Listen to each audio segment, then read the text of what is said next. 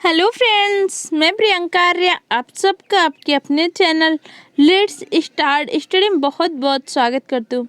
आज मैं आप सबके लिए सीटेट एग्जाम के लिए मैथ पेडागोजी की शॉर्ट रिवीजन सीरीज लेके आऊँ। जैसे कि आप सबको पता है कि सीटेट का एग्ज़ाम जो आपका 5 जुलाई को होने वाला था, कोरोना के कारण आपका एग्ज़ाम को पोस्टपोन कर दिया गया है। लेकिन आपको जो टाइम मिल रहा है, इस टाइम का यूटिलाइज करना है, अपने सिलेबस का बार बार रिवीजन करते रहना है।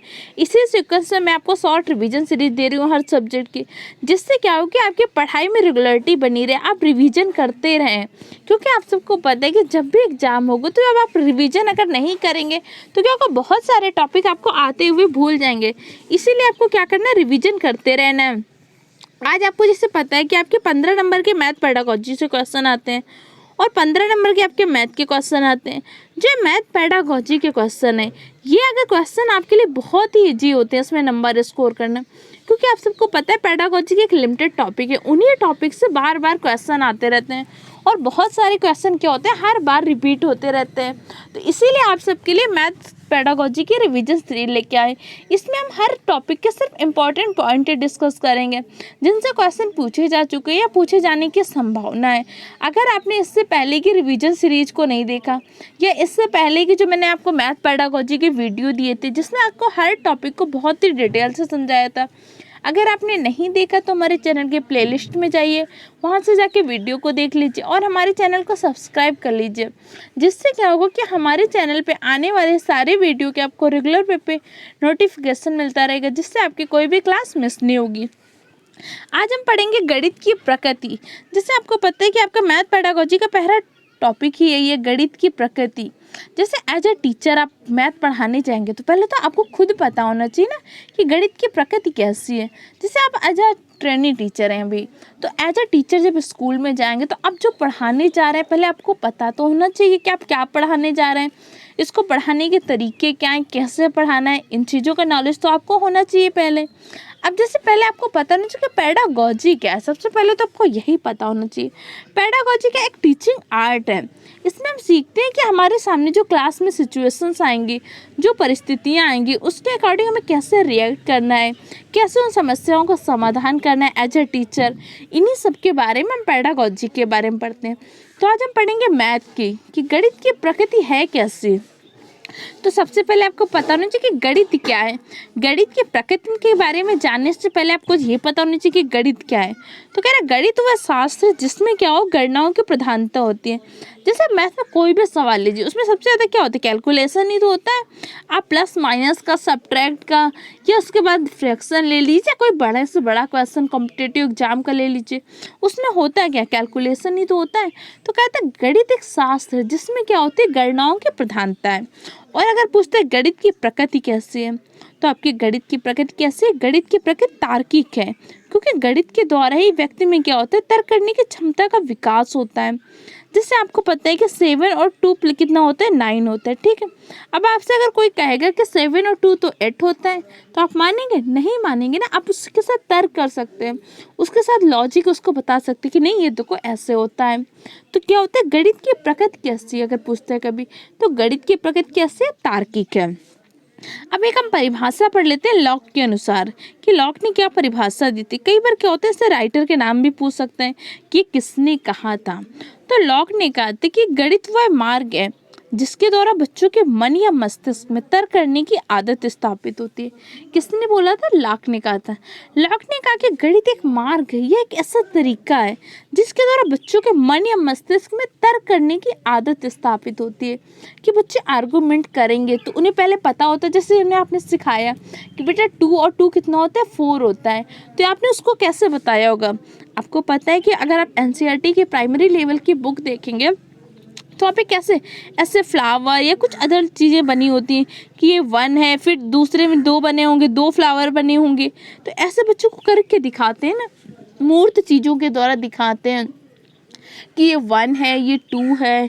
फिर धीरे धीरे उसे काउंटिंग सिखाते हैं, फिर प्लस माइनस करना सिखाते हैं, गणित की और दूसरी संक्रियाएं धीरे धीरे सिखाते हैं ना।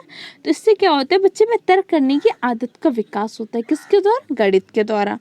अब गणित की प्रकृति कैसी है, तो गणित की प्रकृति कैसी है, तार्किक है। इस पॉइंट को याद रखना जो इम्पोर्टेंट पॉइंट है, इसीलिए मैंने उन्हें हाईलाइट कर दिया है कि इन पॉइंट को आपको याद ही रखना है। और गणित का ज्ञान यथार्थ, क्रमबद्ध, तार्किक व अधिक स्पष्ट होता है। आपका गणित का ज्ञान कैसा होता है? यथार्थ। यथार्थ का तात्पर्य क्या होता है? रियल या वास्तविक। जैसे आप गणित में क्या होता है, आप 2+2 बच्चे को बताया कि बेटा 2 और 2 कितना होता है? 4 होता है। ठीक, अब अगर बच्चा कह रहा है कि कैसे होता है, तो आप उसे दिखा सकते हैं ना कि बेटा ये देखो 2 चीज़ें थी, 2 चीज़ें मैंने और मिला दी, 4 हो गई। अब आप बताइए कि आप दूसरे को हिंदी की परिभाषा है या किसी दूसरे सब्जेक्ट की परिभाषा बच्चे को दिखा सकते हैं? नहीं दिखा सकते ना, उससे रिलेटेड प्रैक्टिकल करके दिखा सकते हैं, लेकिन उसी चीज़ को करके दिखा सकते हैं? नहीं दिखा सकते। ऐसा हम किस में कर सकते हैं? सिर्फ गणित में कर सकते हैं। और क्रमबद्ध, गणित या किसी भी विषय को सीखने का जो क्रम होता है, एक सिस्टमेटिक वे पे तो सीखते हैं। जैसे बच्चे को आप मान लीजिए, जैसे पहली क्लास में बच्चा आया, ठीक है, आपने उसे तुरंत पहले दिन क्या दे दिया? फ्रैक्शन के सवाल दे दिए कि लीजिए दशमलव के या भिन्न वाले क्वेश्चन करिए, तो बच्चा सीख पाएगा? नहीं, ना तो सीख पाएगा, ऊपर से उसका गणित के प्रति जो इंटरेस्ट बना भी नहीं था, उसे लगने लगेगा नहीं गणित तो बहुत कठिन है, मैं नहीं सीख पाऊंगा। तो पहले उसे क्रमबद्ध चीज़ें सिखाते हैं। पहले आप उसे लिखना सिखाएंगे, फिर काउंटिंग सिखाएंगे, टेबल सिखाएंगे, उसके बस प्लस माइनस के अलग अलग क्वेश्चन सिखाएंगे। तो चीज़ें क्या होती है? क्रमबद्ध सिखाई जाती है। तार्किक, उसमें क्या होता है? तर्क करने की क्षमता का भी विकास होता है और अधिक स्पष्ट होती क्या? गणित। अब चलिए हम पढ़ लेते हैं गणित को पढ़ाने के तरीके। जैसे आपने जाना गणित क्या है, गणित की प्रकृति क्या है। अब एज अ टीचर आपको पढ़ाने के तरीके तो पता होना चाहिए ना कि हमें किस तरीके से कौन कौन से मेथड का प्रयोग करके गणित को पढ़ा सकते हैं। अगर आपको यही नहीं पता होगा तो आप कैसे पढ़ा सकते हैं एज अ टीचर क्लास में? तो पता होना चाहिए ना कि कैसे में किस तरीके से गणित को पढ़ाना है।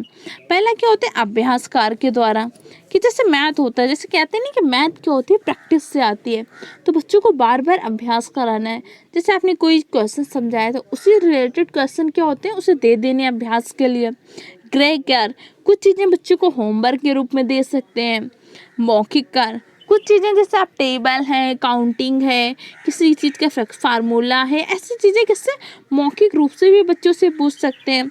लेखन कार्य, कुछ क्वेश्चन बच्चों को दे सकते हैं कि लिख के दिखाओ। जैसे ज्यामिति से कोई इमेज बनानी है तो बच्चे से कह सकते हैं ना बना के दिखाओ। तो ये सब किस में आएगा? लेखन कार्य में आएगा। समूह कार्य, बच्चे को कोई प्रोजेक्ट दे सकते हैं कि इस तरह से काउंटिंग करो या इस तरह से काउंट। छोटे छोटे बच्चों को जब प्रोजेक्ट में देंगे तो एक साथ जब वो समूह में कार्य करते हैं तो उनमें क्या होता है? इंटरेस्ट आता है और उसमें रुचि लेते हैं और अधिक सीखने का प्रयास करते हैं। तो इन सब तरीकों का प्रयोग कर सकते हैं एज अ टीचिंग में। जब आप टीचर बन के क्लास में पढ़ा रहे हैं तो इन सारे तरीकों का क्या कर सकते हैं? प्रयोग कर सकते हैं। अब चलिए हम पढ़ लेते हैं प्लेटो के अनुसार परिभाषा। उन्होंने गणित के लिए एक परिभाषा दी है। उन्होंने कहा गणित क्या है? गणित एक ऐसा विषय है जो मानसिक शक्तियों को प्रशिक्षित करने का अवसर प्रदान करता है। ये किसने कहा था? आपके प्लेटो ने कहा था। इन लाइनों को याद रखना है, कई बार एग्जाम में ऐसा पूछ सकते हैं कि ये लाइन किसने बोली थी। तो किसने बोला था कि गणित एक ऐसा विषय है जो मानसिक शक्तियों को प्रशिक्षित करने का अवसर प्रदान करता है? तो किसने कहा था? प्लेटो ने कहा था। प्लेटो ने कहा कि गणित एक ऐसा विषय है जो हमारी मानसिक शक्तियों को प्रशिक्षित करता है। अब मानसिक शक्तियों को प्रशिक्षित कैसे करता है? जैसे आपने बच्चे को प्लस माइनस के सवाल समझाए, तो ठीक है, इसके लिए आप क्या कर सकते हैं?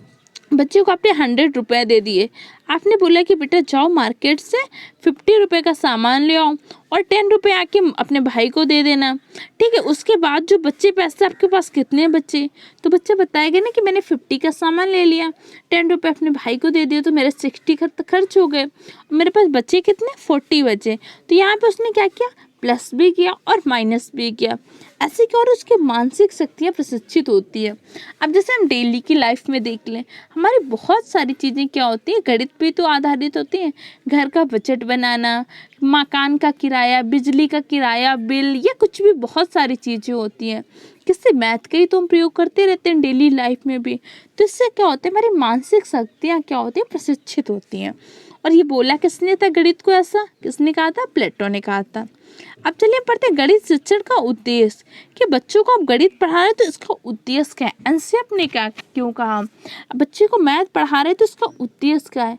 जैसे आप कोई भी काम करते हैं तो किसी न किसी उद्देश्य के आधार पर ही तो करते हैं। तो एनसीएफ ने गणित शिक्षण के उद्देश्य के बारे में कहा। जैसे आपको पता है एनसीएफ का है, एनसीएफ एक प्रकार का शैक्षिक दस्तावेज है।